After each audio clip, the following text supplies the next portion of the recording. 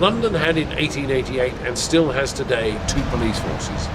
The City of London Police Force for the 1 square mile and the Metropolitan Police Force based at Scotland Yard for the rest of London.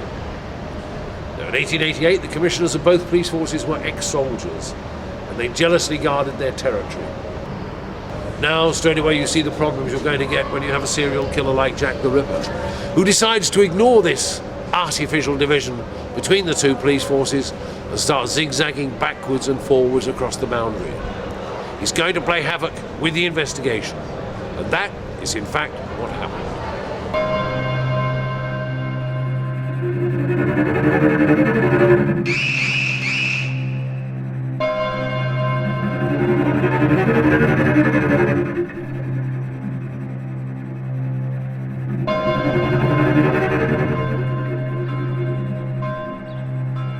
Working in the City of London as a policeman, I had to be aware of Jack the Ripper, particularly when I was stationed at Bishopsgate. I actually patrolled Mitre Square when it was still gaslit, so one was very much aware of Jack the Ripper.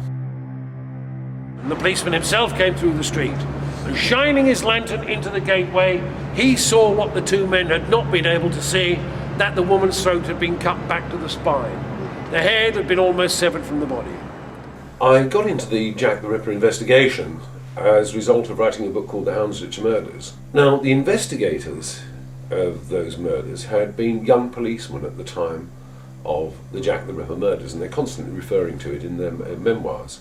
So what I did was step back to have a look at Jack the Ripper. Now, the Ripper was working to some timetable of his own. We don't know what it was, but it goes like this. 31st of August, he kills Polly Nichols. 8th of September, he kills Annie Chapman. 30th of September is the double event. He kills Stride and Eddowes.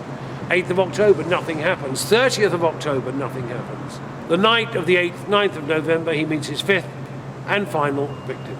This knife may have been one of Jack the Ripper's knives. It was given to me in the 1970s when I was working on a book at the Guildhall. At the time, it was broken here. So I had the 2 halves, and I subsequently had them welded together. The museum dated it for me. It's late 19th century. And it's a surgeon's amputation knife. So, that's the only knife which has ever been produced as being possibly having belonged to Jack the Ripper. But we know from the post-mortem report that it was almost certainly at this point that the Ripper, lying on the bed beside Mary Kelly, threw the sheet over her head and made his first thrust through the sheet with his knife. He had several hours to work over her.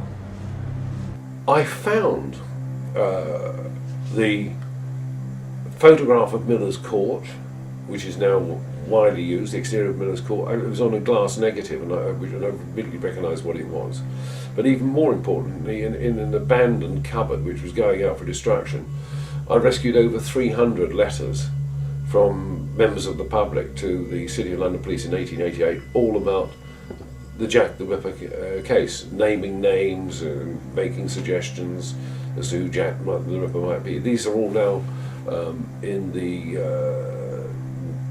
London Municipal Archives, the LMA.